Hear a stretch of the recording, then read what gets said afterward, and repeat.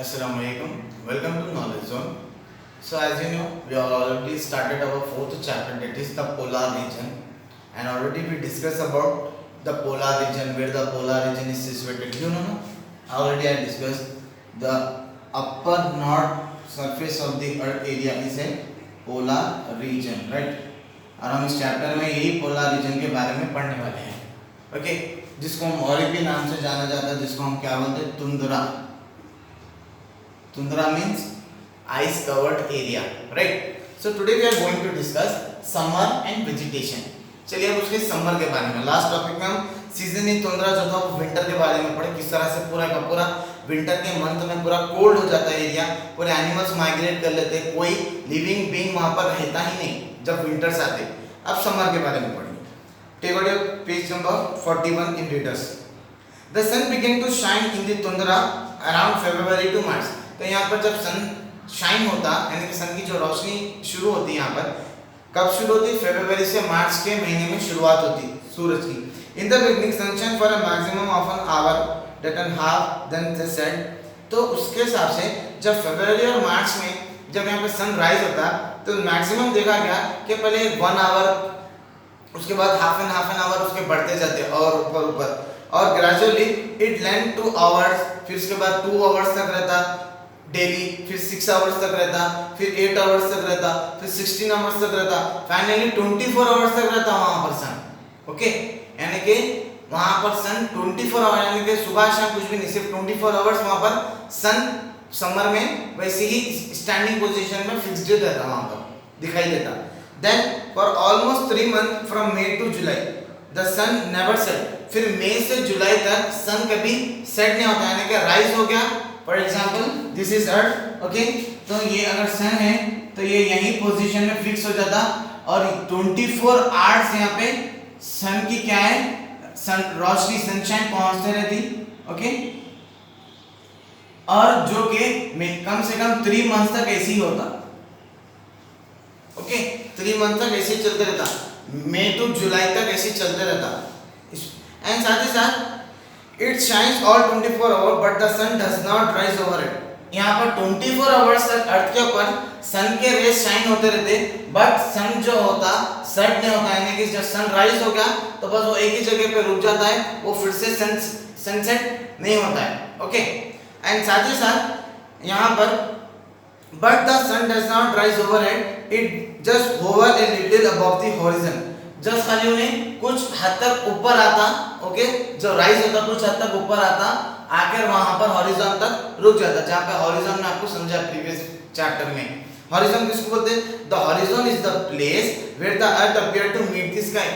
अर्थ क्या है? स्काई से पूरा मीट होता, जहां पर since the sun does not high up in the sky, जहां पर सन क्या होता आसमान में ज्यादा ऊंचा नहीं जा सकता, तो वैसे पॉइंट को बोलते हैं हॉरिजॉन, जहां पर जो हमारा सन है उन्हें ज्यादा हाइट में नहीं जाता, okay?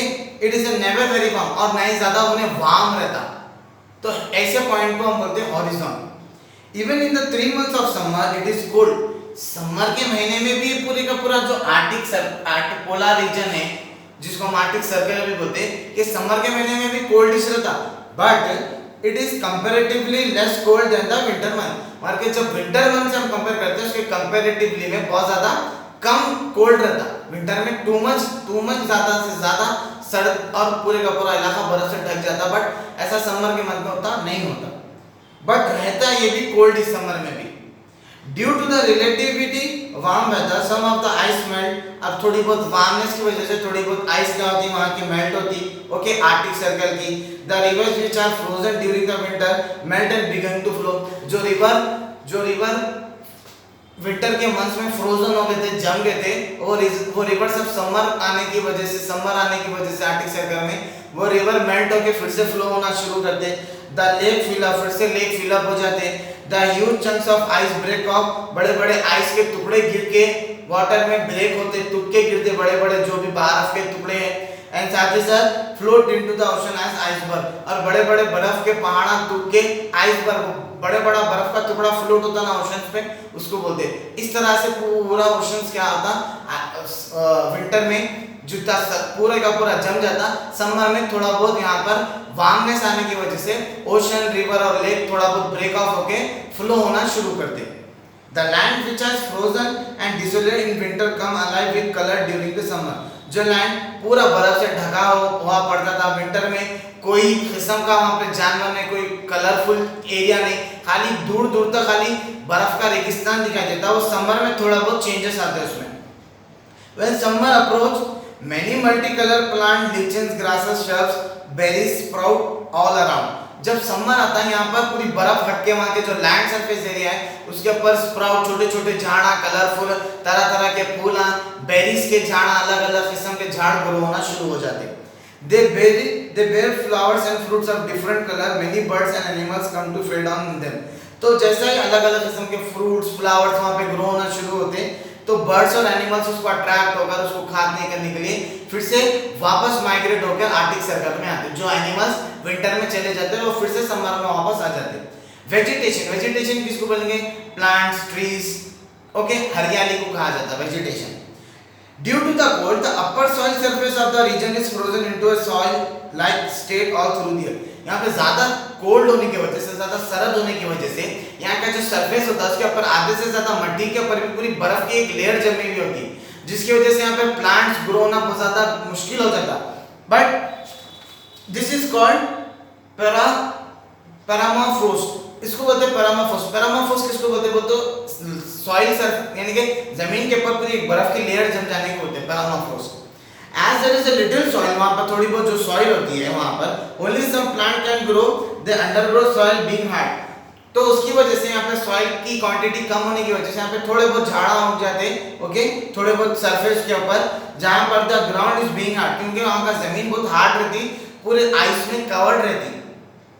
It is difficult for trees to grow. बड़े बड़े ट्रीज तो बहुत ज्यादा मुश्किल है वहाँ पर ग्रो होना। कहाँ पर?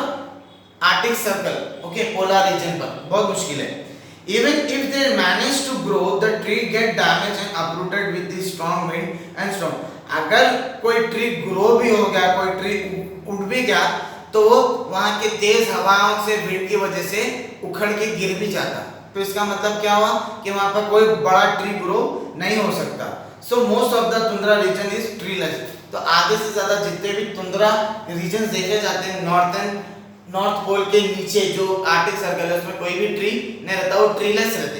As you see in the figure 4.2, you can observe the summer season in tundra region। सिर्फ आपको छोटे छोटे झाड़ा दिखाई देंगे दूर तक भी आपको इमेज में, कहीं पर आपको कोई बड़ा झाड़ नहीं दिखाई देगा। तो इसकी वजह से यहाँ पर समर में थोड़े बहुत ग्रास वगैरह उग जाती, थोड़ी बहुत घास, थोड़े बहुत छोटे मोटे झाड़ वगैरह, थोड़े बहुत फ्रूट्स वगैरह के बेरीज के जैसे लिचिन जिसको कहा जाता है वैसे झाड़ ग्रो हो जाते हैं, जिसकी वजह से जो एनिमल्स है फिर से वहाँ पर आर्कटिक सर्कल में माइग्रेट करके खा के करके रहते। फिर जैसा विंटर आ जाता है वो फिर से माइग्रेट कर लेते। तो इस तरह से टफ जिंदगी है वहाँ की आर्कटिक सर्कल की, जिसको हम पोलर रीजन और तुंद्रा रीजन भी कहा जाता है। Okay, so in the next video इंशाल्लाह we will discuss the people of tundra region like Eskimos. हम इसके बारे में पढ़ेंगे कि किस तरह से तुंद्रा रीजन में लोग रहते थे, सरद मुल्क में वो लोग कैसा रहते, क्या खाते, क्या पीते, किस तरह से जिंदगी गुजारते हैं। इंशाल्लाह we will discuss in the next video. Okay.